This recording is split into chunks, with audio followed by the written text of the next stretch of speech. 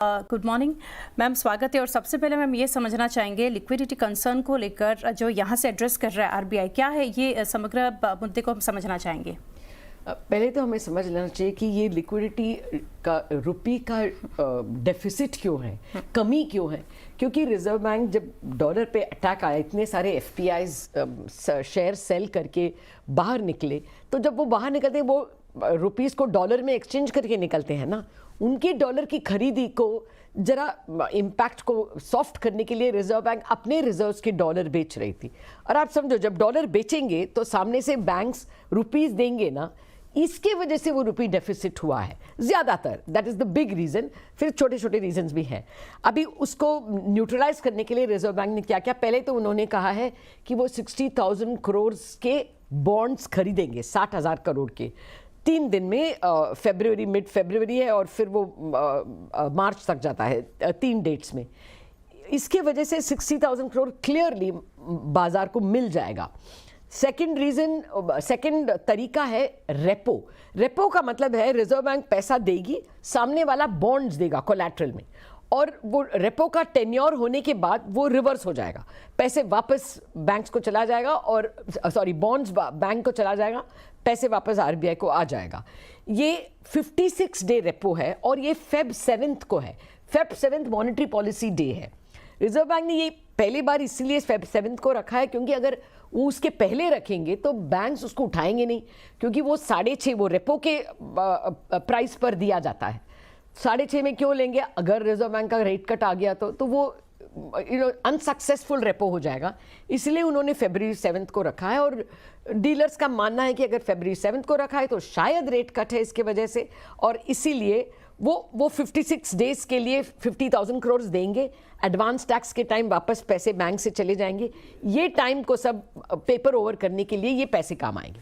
और लास्ट है FX swaps, $5 billion के बाई सेल करेंगे फॉर अ 6 मंथ टेन्योर।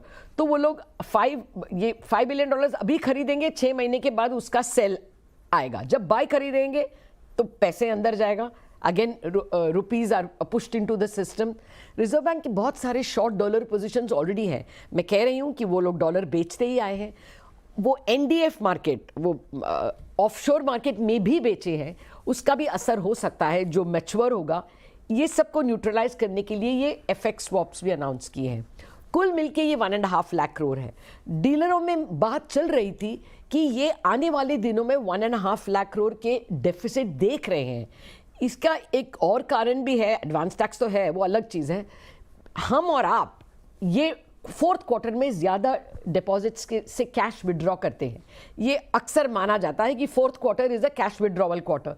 होता है कि हार्वेस्ट हो जाता है, farmers are using the money to buy things. It is a very heavy purchase quarter, the Jan Feb March quarter, इसलिए कैश विड्रॉल होता है। उसकी भरपाई के लिए भी ये टाइमिंग इम्पॉर्टेंट है कि रिजर्व बैंक ने अभी अनाउंस किया है।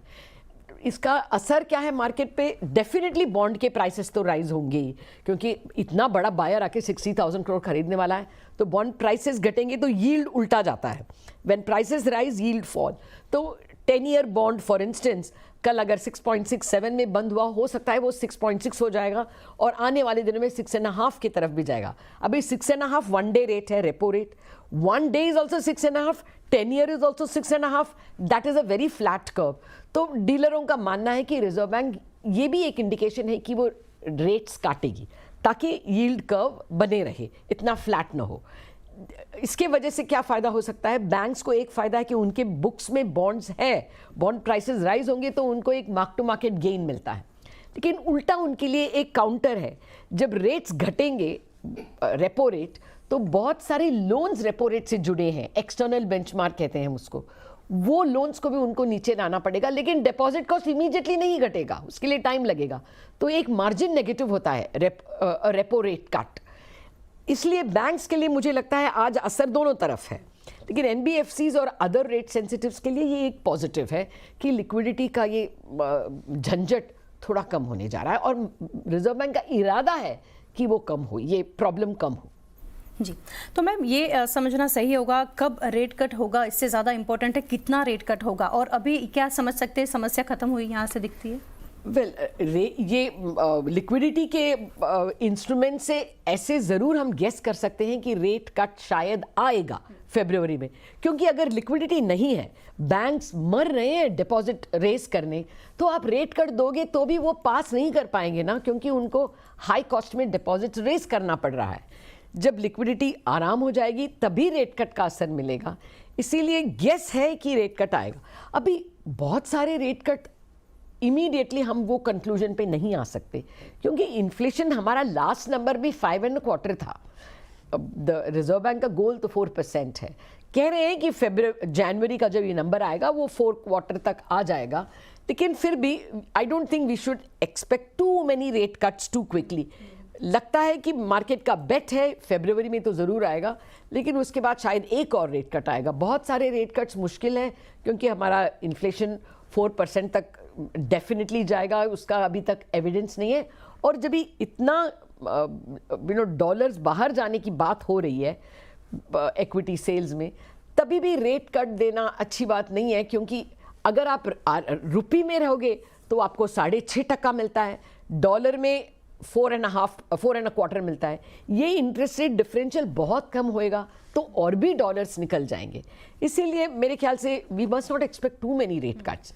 1.25 February 7 is a safe bet. Lata ma'am, बहुत शुक्रिया हमारे साथ जुड़ के काफ़ी डिटेल्स हमारे साथ शेयर की। Thank you again ma'am. Thank you.